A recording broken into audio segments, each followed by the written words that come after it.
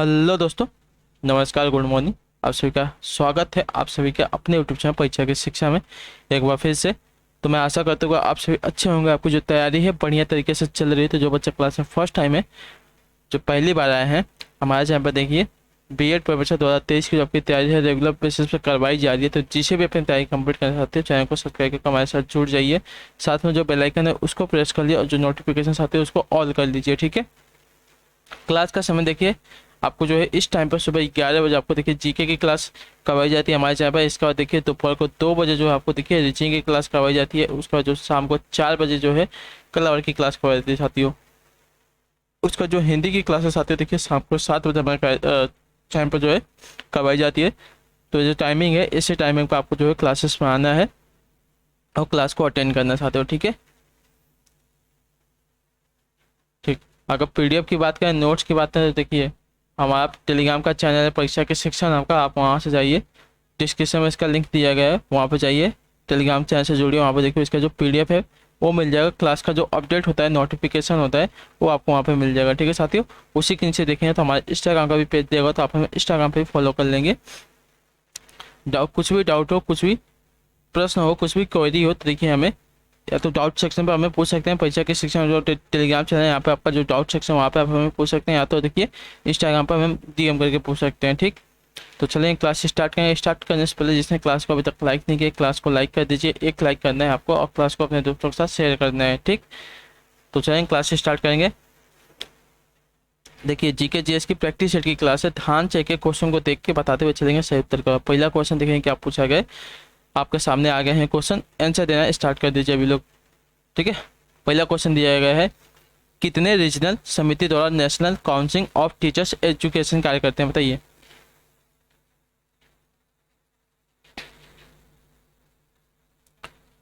तो देखिए आपका उत्तर हो जाएगा 4, जो आपका बी वाला विकल्प देगा आपका राइट आंसर, ठीक है। 4 रीजनल समिति द्वारा national council of teacher education कार्य करते हैं, तो जो आपका बी वाला विकल्प देगा पहले पे आपका राइट आंसर। अगला क्वेश्चन देखिए, दूसरा नंबर क्या पूछा गया है, ध्यान से देखिएगा, बताइएगा। पूछा है आपका, अंतराल प्रशिक्षण विधि का प्रतिपादन किसने किया है, बताइए। अंतराल प्रशिक्षण विधि का जो प्रतिपादन है साथियों किसने किया, इसका राइट आंसर क्या हो जाएगा। बिकिला, जेटोपैक, टोनी क्रूज, पोनो नुर्सी, किसने किया है। तो देखिए बिकिला ने किया है, जो आपका यहाँ पे ए वाला विकल्प देगा आपका राइट आंसर, ठीक है। अंतराल प्रशिक्षण विधि का प्रतिपादन फिनलैंड के प्रसिद्ध एथलीट कोच बिकला द्वारा वर्ष 1920 में किया गया था। तो जो आपका यहाँ पे बी वाला ए वाला विकल्प देगा बिकला आपका यहाँ पे राइट आंसर, ठीक है। अगला क्वेश्चन देखिए क्या पूछा गया, ध्यान से देख के बताएंगे सही उत्तर क्या हो जाएगा। तीसरा नंबर है, जवाहरलाल नेहरू कप किस खेल से संबंधित है, बताइए। जवाहरलाल नेहरू कप किस खेल से संबंधित है, क्रिकेट से, कबड्डी से, हॉकी से, फुटबॉल से। देखिए जवाहरलाल नेहरू कप की बात करें साथियों तो आपका जो है क्रिकेट से संबंधित है, जो आपका ए वाला विकल्प देगा तीसरे पे आपका राइट आंसर, ठीक है साथियों, क्लियर है। अगला क्वेश्चन देख लेंगे क्या पूछा गया, ध्यान से देखिएगा, बताइएगा। चौथा नंबर है,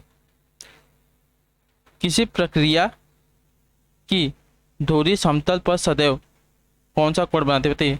किसी प्रक्रिया पर जो धुरी आपकी समतल पर सदैव कैसा कोण बनाती है, न्यून कोण बनाती है, अधिक कोण बनाती है, समकोण बनाती है, नगण्य कोण बनाती है, कैसा कोण बनाती है।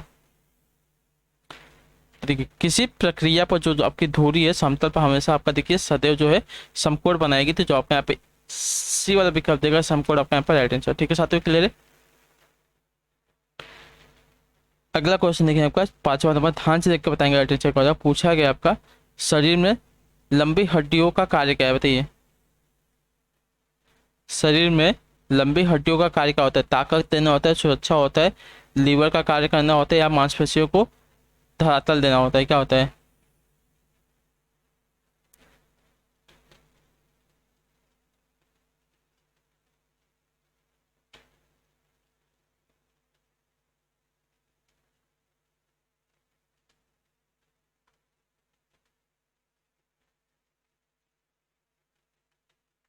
तो देखिए शरीर में लंबी हड्डियां जो है मुख्यतः लीवर यानी कि उत्तोलक, ठीक है, उत्तोलक का कार्य करती है।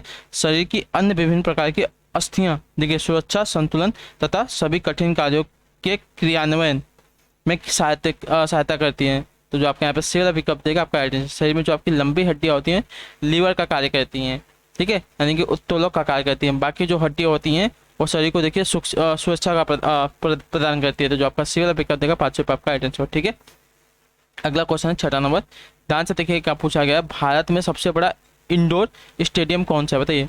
भारत में सबसे बड़ा इंडोर स्टेडियम कौन सा है? तो छठे पर आइटम चेक आओ। तो देखिए भारत में अगर सबसे बड़े इंडोर स्टेडियम की बात करें तो इंदिरा गांधी इंडोर स्टेडियम दिल्ली वाला हो जाएगा। ठीक है, जो आपका यहाँ पे ए वाला विकल्प देगा छठे पे आपका आइटम छोड़। ठीक है साथी, क्लियर है। अगला क्वेश्चन देखिए आपका 6 नंबर क्या पूछा गया, ध्यान से देख के बताएंगे, आइटम चेक हो जाएगा। सो 6 होगा, 7वें पे बताएंगे। विजेंद्र कुमार सिंह किस खेल से संबंधित है, बताइए। क्रिकेट से है, हॉकी से है, मुक्केबाजी से यानी कि बॉक्सिंग से, या टेनिस से। विजेंद्र कुमार सिंह की बात हो साथियों, किस खेल से संबंधित है? तो देखिए विजेंद्र कुमार सिंह जो है आपके मुक्केबाजी यानी कि बॉक्सिंग से संबंधित है। जो आपका सी वाला विकल्प देगा 7वें पे आपका एड्रेस है। ठीक है साथियों, क्लियर है। अगले क्वेश्चन की तरफ पढ़ेंगे, ध्यान से देखेंगे। 8वां नंबर क्या पूछा गया है, बीमार शब्द का संबंध किस खेल से, बताइए। सब बीमार नहीं है, बीमर।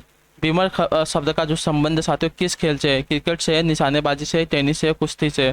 तो देखिए बीमर खेल का जो शब्द का जो संबंध है साथियों आपका हो जाएगा क्रिकेट से। तो जो आपका ए वाला विकल्प देगा 8वें पे आपका एड्रेस। ठीक है, बीमर शब्द का जो संबंध है साथियों आपका क्रिकेट खेल से है। तो जो ए वाला विकल्प देगा 8वें पे आपका एड्रेस। अगला क्वेश्चन देखिए 9 नंबर क्या पूछा गया, ध्यान से देखकर बताएंगे सत्य। आगा खां कप का संबंध किस खेल से, बताइए। आगा खां कप का संबंध आपका साथियों किस खेल से? हॉकी से, तीरंदाजी से, बैडमिंटन से, या बॉक्सिंग से। तो देखिए आगा खां कप का जो संबंध साथियों आपका हो जाएगा हॉकी से। तो जो आपका ये वाला विकल्प देगा 9 पे आपका राइट आंसर। ठीक है साथियों, क्लियर है यहाँ तक? कोई भी डाउट होगा बताइएगा हमें। 10वां नंबर है क्या पूछा गया, ध्यान से देखकर बताएंगे, राइट आंसर क्या हो जाएगा। जीव मिखा सिंह, ज्योति रंधावा व टाइगर वुड किस खेल के लिए के प्रसिद्ध खिलाड़ी, बताइए। जीव मिखा सिंह, ज्योति रंधावा व टाइगर वुड किस खेल के प्रसिद्ध खिलाड़ी हो? टेनिस, टेबल टेनिस के हैं, टेनिस के हैं, भारोत्तोलक हैं, या गोल्फ के हैं?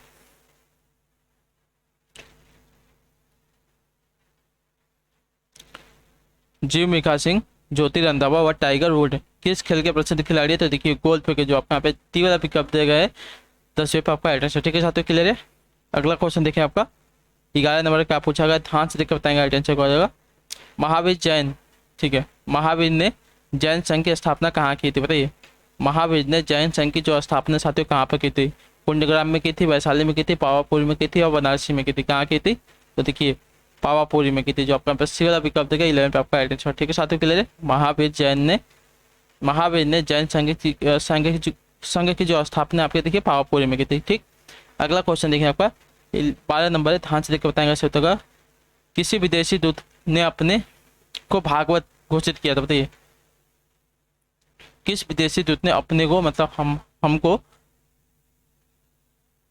हमको नहीं, अपने आप को, ठीक है, अपने को भागवत घोषित किया था? मेगास्थनी ने, हेलियोडोरस ने, प्लूटार्क ने, या उपरोक्त में से किसी ने नहीं?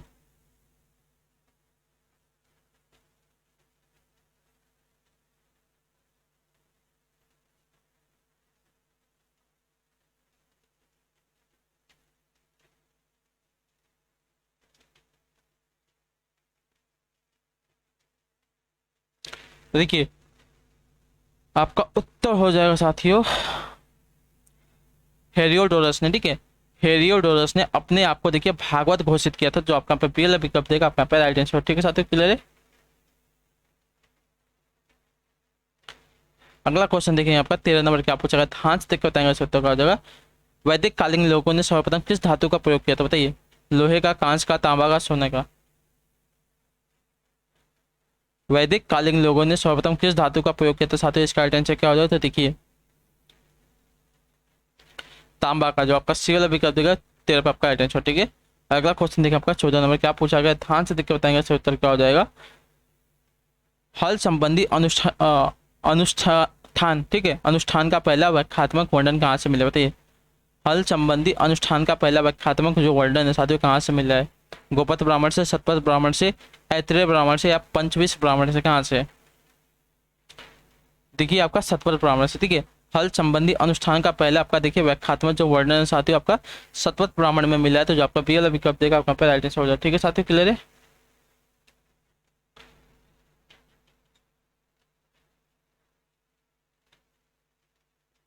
अगला क्वेश्चन देखिए आपका 15 नंबर क्या पूछा गया, ध्यान से देखकर बताएंगे अच्छा उत्तर होगा। किस वेद की रचना ग्रंथ एवं पद दोनों में की गई है, बताइए। ऋग्वेद की, सामवेद की, यजुर्वेद की, अथर्ववेद की?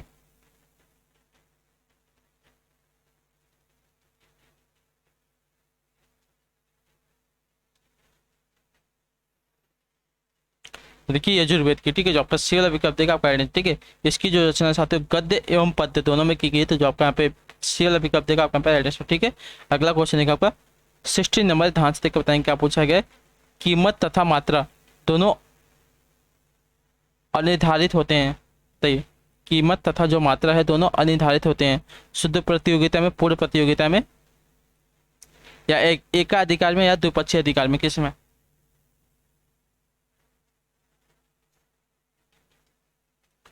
कीमत तथा मात्रा दोनों अनिर्धारित होते हैं, अनिर्धारित होते हैं किस में, बताइए। तो देखिए कीमत तथा मात्रा दोनों आपके अनिर्धारित होते हैं द्विपक्षीय एकाधिकार में, ठीक है। तो जो आपका टी वाला विकल्प देगा आपका एड्रेस, ठीक है। कीमत तथा मात्रा दोनों आपके देखिए अनिर्धारित होते हैं द्विपक्षीय एकाधिकार में, याद रखिएगा। अगला क्वेश्चन देखेंगे 17 नंबर, ध्यान से देख बताएंगे क्या पूछा गया है। वरीयता वस्तुओं की संकलन सर्वप्रथम दी गई, बताइए किसके द्वारा। वरीयता वस्तुओं की जो संकल्पना है सर्वप्रथम दी गई थी किसके द्वारा? बुकानन द्वारा, मस्ग्रेव द्वारा, सैमुअलसन द्वारा, या टाइपोट द्वारा, किसके द्वारा?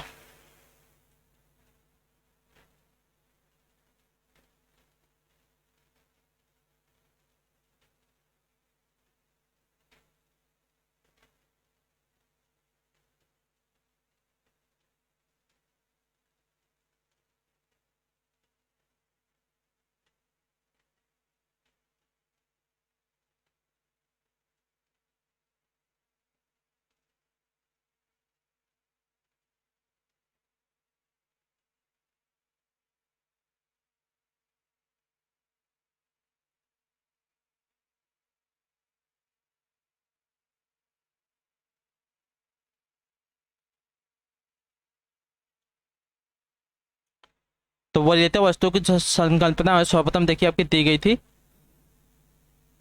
मस्ग्रेव द्वारा, जो आपका पी वाला पिकअप देगा 18 पे आपका आइडेंटिटी, ठीक है। अगला क्वेश्चन देखिए आपका 18 नंबर, क्या पूछा गया, ध्यान से देखिए बताएंगे, से उत्तर क्या हो जाएगा। बाल श्रम यानी कि प्रतिबंध एवं विनिमय अधिनियम 1986 के अंतर्गत किस आयु के नीचे के बच्चों को रोजगार में लाया जाना निषिद्ध हो गया था, बताइए। तो 14 वर्ष से कम बच्चों को, ठीक है, जो आपका सी वाला पिकअप देगा आपका आइडेंटिटी। बाल श्रम अधिनियम 1986 के अंतर्गत देखिए 14 वर्ष से नीचे के बच्चों को रोजगार में लगाया जाना देखिए आपका निश्चित हो गया था, ठीक है। जो आपका सी वाला विकल्प देगा 18 पे आपका आइडेंटिटी। अगला क्वेश्चन देखिए 19 नंबर, ध्यान से देखकर बताएंगे क्या पूछा गया है। वाणिज्यिक बैंकों की प्रमुख उधारी दर का निर्धारण किया जाता है किसके द्वारा, बताइए। वाणिज्यिक बैंकों की बात हो, वाणिज्यिक बैंकों की प्रमुख उधारी का जो दर है मतलब उधारी दर का जो आपका निर्धारण है किसके द्वारा किया जाता है साथियों? 19 पे आइडेंटिटी चेक करो तो देखिए स्वयं वाणिज्यिक बैंकों द्वारा, ठीक है। जो आपका पी वाला विकल्प देगा आपका आइडेंटिटी, ठीक है। वाणिज्यिक बैंकों की प्रमुख उधारी दर का जो निर्धारण है देखिए आपका स्वयं वाणिज्यिक बैंकों द्वारा ही किया जाता है। तो जो आपका पी वाला विकल्प देगा 19 पे आपका आइडेंटिटी। अगला क्वेश्चन है 20 नंबर, ध्यान से देखकर बताएं क्या पूछा गया है। के कारक विश्लेषण का संबंध है किससे, बताइए। के कारक विश्लेषण का संबंध किससे होता है? 20 पे आइडेंटिटी चेक हो जाए तो देखिए के कारक विश्लेषण की बात करें, इसका संबंध जो आपका मृत्यु के कारणों से, तो जो आपका यहाँ पे सी वाला विकल्प देगा है 20 पे आपका आइडेंटिटी, ठीक है साथियों, क्लियर है। अगले क्वेश्चन की पढ़ेंगे 21, ध्यान से देखकर बताएं क्या पूछा गया है। निम्नलिखित में से सही कथन कौन सा है, ठीक है। निम्नलिखित में से सही कथन कौन सा है? 21 पे आइडेंटिटी चेक हो जाएगा तो देखिए समूह में सदस्यों की संख्या असीमित होती है, तो जो आपका यहाँ पे ए वाला विकल्प देगा आपका देखिए सही कथन है, ठीक है। समूह में सदस्यों की जो संख्या असीमित होती है, आपका जो पहला कथन दिएगा 21 पे आपका आइडेंटिटी, ठीक है, क्लियर है। बाकी जो कथन दिए गए गलत है, इनको देखने की जरूरत भी नहीं है, ठीक है। समूह की अपेक्षा व्यक्तियों में अधिक अस्थायित्व होता है, गलत बात है। समूह के सदस्यों की जो संख्या सीमित होती है भी आपका असत्य कथन है, ठीक है। अगला क्वेश्चन देखेंगे 22, ध्यान से देखकर बताएंगे इसका उत्तर क्या हो जाएगा। Concept of rituals in modern sociological theory नामक पुस्तक के लेखक कौन थे, बताइए। Concept of rituals in modern sociological theory नामक पुस्तक के लेखक कौन थे साथियों? 22 पे आइडेंटिटी चेक, तो देखिए आपके इसके जो लेखक थे SP नागेंद्र है, तो जो आपके यहाँ पे ये वाला विकल्प भी दिया गया SP नागेंद्र आपके यहाँ पर आइडेंटिटी, ठीक है, क्लियर है। अगले क्वेश्चन तक बढ़ेंगे, ध्यान से देखेंगे 23 है, ध्यान से देख के बताइएगा उत्तर क्या हो जाएगा। निम्नलिखित में से कौन सी नगरीय समुदाय की विशेषता नहीं है, ठीक है। निम्नलिखित में से कौन सी आपकी जो है साथियों नगरीय समुदाय की विशेषता नहीं है? 23 पे आइडेंटिटी चेक, देखिए गतिशीलता, मुद्रा, अर्थव्यवस्था, कृत्रिमता दी गई है और सामाजिक समरूपता दी है। तो देखिए नगरीय समुदाय की विशेषता जो आपकी है सामाजिक समरूपता नहीं होती, तो जो आपका टी वाला विकल्प देगा आपका 23 पे आइडेंटिटी, ठीक है। बाकी जो दिए गए गतिशीलता, मुद्रा, अर्थव्यवस्था और कृत्रिमता, ये क्या है? तो नगरीय समुदाय की विशेषता है, याद रखिएगा, ठीक है। जो सामाजिक समरूपता आपके देखिए नगरीय समुदाय की विशेषता नहीं। अगला क्वेश्चन देखेंगे 24 है, ध्यान से देखकर बताएंगे क्या पूछा गया। समाज शास्त्र का जनक किसे कहा जाता है बताइए। समाज शास्त्र का जो जनक है साथियों किसे कहता है। A.W. ग्रीन को, मैकआवर को, अगस्त कॉम्टे को या L.F. वाई को, किसको। तो देखिए अगस्त कॉम्टे को, जो आपका सी वाला विकल्प है 24 पर आपका आइडेंटिटी, ठीक है। समाजशास्त्र का जो जनक है अगस्त कॉम्टे को कहा जाता है, तो जो आपका सी वाला विकल्प है 24 पर आपका राइट आंसर, ठीक। अगला क्वेश्चन है 25 है, 24 था, अभी आपका 25 आएगा। ध्यान से देखकर बताएंगे सोचेगा निम्नलिखित में से कौन सा शिल्प तथ्य है बताइए। निम्नलिखित में से कौन सा आपका शिल्प तथ्य है साथियों, इसका आइडेंटिटी चेक और देखिए। संस्कृति के अंग, भौतिकी संस्कृत, व्यवहार के अंग, या इनमें से कोई नहीं। शिल्प तथ्य कौन सा हो जाए साथियों 25 पर अटेंशन और देखिए शिल्प के तथ्य, तो देखिए शिल्प के तथ्य इनमें से कोई नहीं होगा, तो जो आपका डी वाला विकल्प देगा आपका यहाँ पर अटेंशन हो जाए, ठीक है। क्लियर है। अगले क्वेश्चन तो पढ़ेंगे, ध्यान से देखेंगे 26 में, ध्यान से देखकर बताइएगा उत्तर का जाएगा। उपराष्ट्रपति के संबंध में निम्न में से कौन से कथन सत्य बताइए। उपराष्ट्रपति की बात हो जाएगी, उपराष्ट्रपति के संबंध में निम्नलिखित में से कौन सा जो कथन है साथियों सत्य कथन है। वह संसद का एक भाग होता है, गलत बात है। वह संसद के किसी सदन का सदस्य होता है, ये भी गलत है। वह राज्यसभा का सदस्य होता है, गलत बात है। वह संसद का सदस्य नहीं होता है, ये देखिए आपका सही बात है, ठीक है। उपराष्ट्रपति के संबंध के बारे में देखिए आपको जो दिया गया कथन डी वाला, वह संसद का सदस्य नहीं होता, आपका यहाँ पे राइट आंसर हो जाएगा, ठीक है। 26 पे डी वाला ऑप्शन यहाँ पे राइट हो जाएगा, ठीक है। क्लियर है। अगला क्वेश्चन देखेंगे क्या पूछा गया है, ध्यान से देखिएगा बताएगा। 27 नंबर है, भारत में लोकसभा किसका प्रतिनिधित्व करती है बताइए। भारत में जो आपकी लोकसभा है किसका प्रतिनिधित्व करती है साथियों, इसका आइडेंटिटी क्या हो जाएगा। तो देखिए जो भारत में आपकी लोकसभा है भारतीय जनता का प्रतिनिधित्व करती है, जो आपका सी वाला पिकअप देगा 27 पे आपका राइट आंसर, ठीक है। क्लियर है। अगला क्वेश्चन है 28 नंबर, ध्यान से देख बताएंगे राइट आंसर। भारत के प्रधानमंत्री के विषय में कौन सा कथन आपका सही है, ठीक है। भारत के प्रधानमंत्री के विषय में, ठीक है, कौन सा कथन आपका सही हो जाएगा साथियों 28 पर राइट आंसर का। देखिए वे नियुक्त होते हैं, ठीक है, वे नियुक्त होते हैं। भारत के प्रधानमंत्री के विषय में जो आपका कथन दिया गया आपका पे सही है। वे निर्वाचित होते हैं, गलत बात है। आप प्रधानमंत्री को वोट नहीं देते, याद रखिएगा, ठीक है। वे मनोनीत भी नहीं होते, ठीक है, राष्ट्रपति द्वारा मनोनीत भी नहीं किए जाते। वे चयनित होते हैं, ये भी आपका गलत बात है। वे नियुक्त होते हैं, ठीक है, याद रखिएगा, ठीक है। नियुक्ति यानी कि जैसे हम कोई जॉब देने जाते हैं तो हमारी नियुक्ति होती है, उसको देखिए नियुक्ति कहते हैं, तो वे नियुक्त होते हैं, याद रखिएगा। तो जो आपके यहाँ पे ये वाला विकल्प दिएगा आपका पे राइट आंसर होगा। अगला क्वेश्चन है 29 नंबर, ध्यान से देखो बताएंगे राइट आंसर क्या हो जाएगा। 29 में किसी राज्य का उच्चतम विधि अधिकारी कौन होता है बताइए। किसी राज्य का जो उच्चतम विधि अधिकारी कौन होता है 29 पे आपका आइडेंटिटी कर सकते हो, बताएंगे।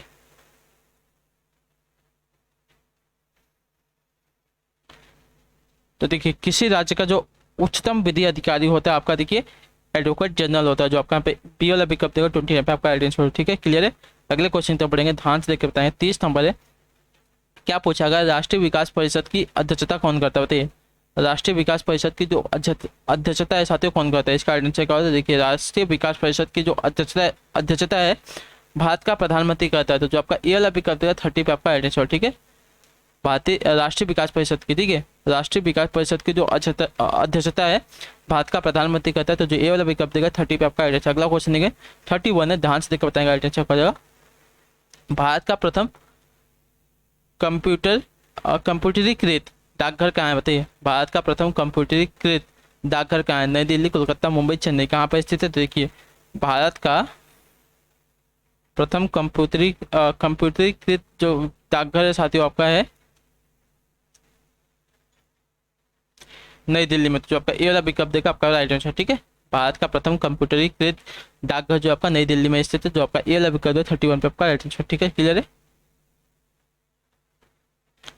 अगला क्वेश्चन देखेंगे आपका 32 नंबर, ध्यान से देखकर बताएंगे आइडेंटिटी करेगा। 32 नंबर पूछा आपका सूचना राजपथ किसे कहते हैं बताइए।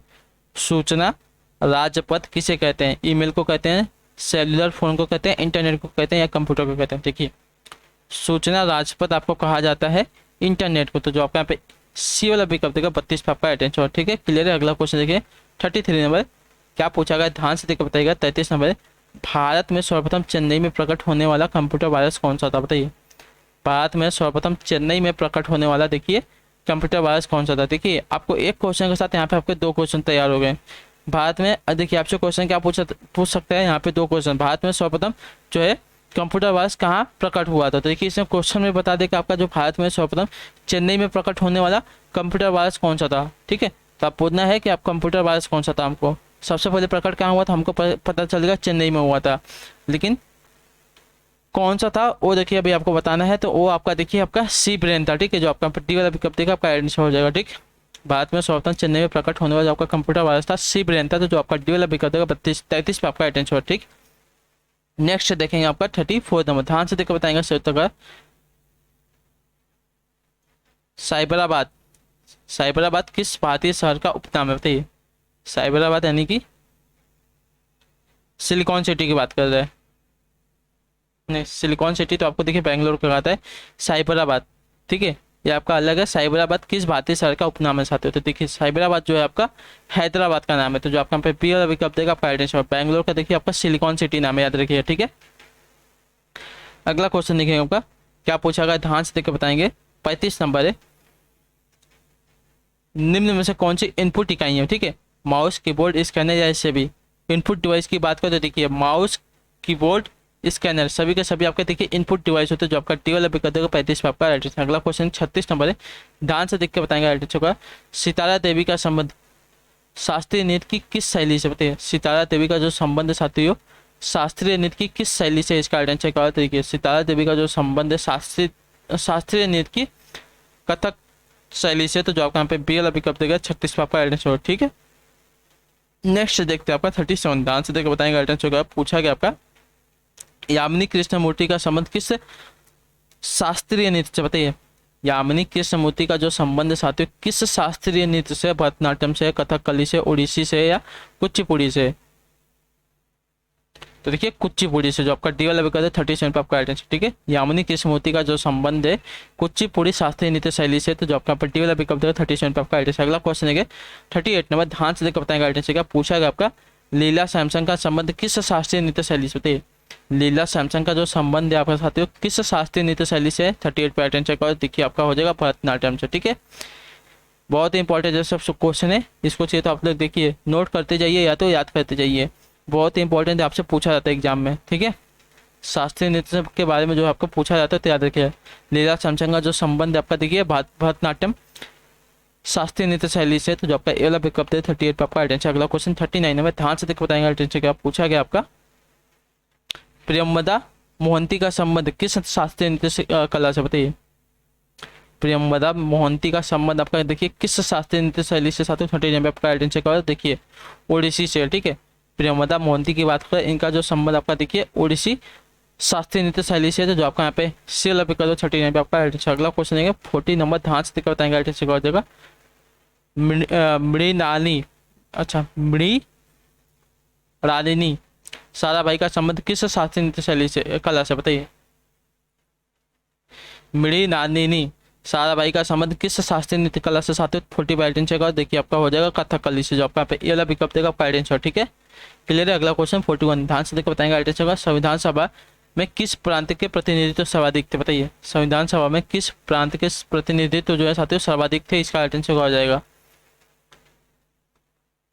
देखिए संयुक्त प्रांत के, संयुक्त प्रांत अर्थात यूपी के, उत्तर प्रदेश के। ठीक है, प्राचीन में जो इसका नाम था संयुक्त प्रांत था, लेकिन इसका जो बाद में नाम बदलकर संयुक्त प्रांत की यूपी किया गया, उत्तर प्रदेश किया गया। तो संविधान सभा में देखिए आपका संयुक्त प्रांत के जो संयुक्त प्रांत के जो प्रतिनिधित्व थे साथियों सर्वाधिक थे, जो आपका बेल अभी देगा 41 पे आपका आइडेंटिटी होगा। ठीक, अगला क्वेश्चन 42 नंबर, ध्यान से देखकर बताएंगे आइडेंटिटी का। जवाहरलाल नेहरू के नेतृत्व में अंतरिम सरकार का गठन कब हुआ था बताइए। जवाहरलाल नेहरू के नेतृत्व में जो आपकी अंतरिम सरकार है साथियों इसका गठन कब हुआ था, 42 पे आपका आइडेंटिटी चेक करो। देखिए इसका जो गठन है साथियों सितंबर 1946 में होता है, जो आपका सी वाला विकल्प है 42 पे आपका राइट आंसर। अगला क्वेश्चन है 43 है, ध्यान से देखकर बताएंगे आइडेंटिटी का। पूछा गया आपका मुस्लिम लीग कब अंतरिम सरकार में शामिल हुई थी बताइए। जो मुस्लिम लीग है साथियों अंतरिम सरकार में कब शामिल हुई थी, 43 पे आपका आइडेंटिटी चेक करो। देखिए आपकी अक्टूबर 1946 में हुई थी, जो आपका बी वाला पिकअप देगा 43 पे आपका आइडेंटिटी। ठीक है, मुस्लिम लीग आपकी देखिए अंतिम सरकार में शामिल हुई थी 1946 को, 1946 को, अक्टूबर 1946 को, तो जो आपका बी वाला विकल्प देगा 43 पे आपका राइट आंसर। ठीक है, अगले क्वेश्चन तो बढ़ेंगे, ध्यान से देखकर बताएं क्या पूछा गया है। 44 नंबर, संविधान सभा की पहली बैठक किस दिन हुई थी, शुरू हुई बताइए। संविधान सभा की जो पहली बैठक है साथियों किस दिन शुरू हुई, 44 पे राइट आंसर क्या हो जाएगा। देखिए 9 दिसंबर 1946 को, जो आपका यहाँ पे सी वाला विकल्प देगा आपका राइट आंसर। ठीक है, संविधान सभा की पहली बैठक आपकी देखिए 9 दिसंबर 1946 को शुरू हुई थी, जो आपका सी वाला विकल्प देगा 24 पे आपका आइडेंटिटी। ठीक है, अगले क्वेश्चन की तरफ पढ़ेंगे, ध्यान से देखेंगे क्या पूछा गया है। 45 नंबर है, संविधान सभा का पहला अधिवेशन कितने अवधि तक चला था बताइए। संविधान सभा को जो आपका पहला अधिवेशन साथियों कितनी अवधि तक चला था, 45 पैटर्न चेक हो जाएगा। तो देखिए 9 दिसंबर 1946 से 28 दिसंबर 1946 तक चला था, जो आपका यहाँ पे बी वाला विकल्प देगा आपका आइडेंटिटी। ठीक है, संविधान सभा को जो आपका पहला अधिवेशन है 9 दिसंबर 1946 से 28 दिसंबर 1946 तक चला था, तो जो आपका बी वाला विकल्प देगा 45 पे आपका आइडेंटिटी। ठीक है, अगले क्वेश्चन तो पढ़ेंगे, ध्यान से देख के बताएंगे आइडेंटिटी का। 46 नंबर, निम्न में से तुलनात्मक राजनीति का उद्देश्य क्या है बताइए।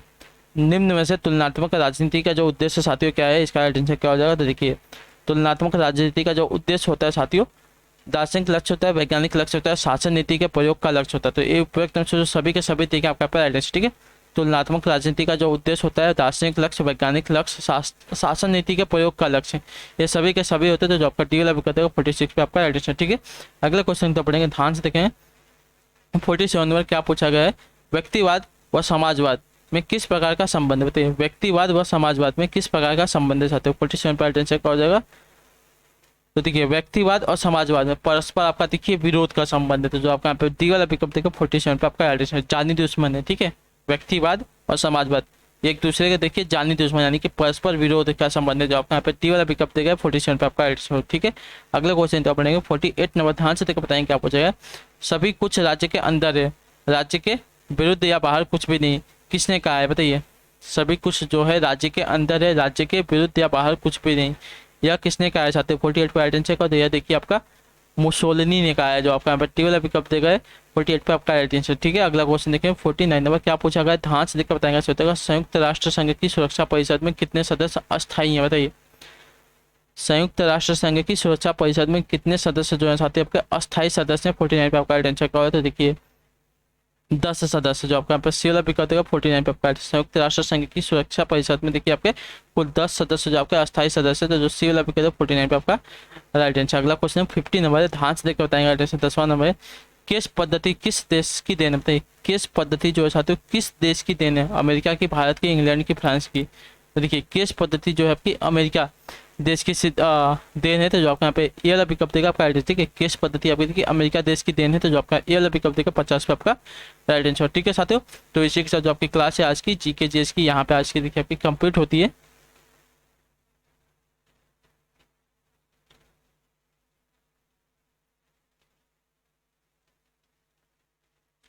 ठीक, तो आपको क्लास कैसी लगी कमेंट करके बताइए। क्लास अच्छी लगी तो क्लास को लाइक कर दीजिएगा, चैनल पर पहली बार है तो चैनल को सब्सक्राइब कर दीजिएगा और कमेंट करके बताइएगा कि आपको क्लास कैसी लगी। ठीक, बाकी आपसे अगर कुछ भी डाउट होगा हमें कमेंट करके पूछ लीजिएगा, उसका आंसर आपको जो दिया जाएगा। हम आपसे मिलेंगे आपकी अगली क्लास में, तब तक अपना ख्याल रखिएगा। हम मिलते हैं आपसे अगली क्लास में, तब तक के लिए टाटा बाय बाय, जय हिंद जय भारत। आपसे क्लास से सुनने के लिए बहुत बहुत धन्यवाद साथियों।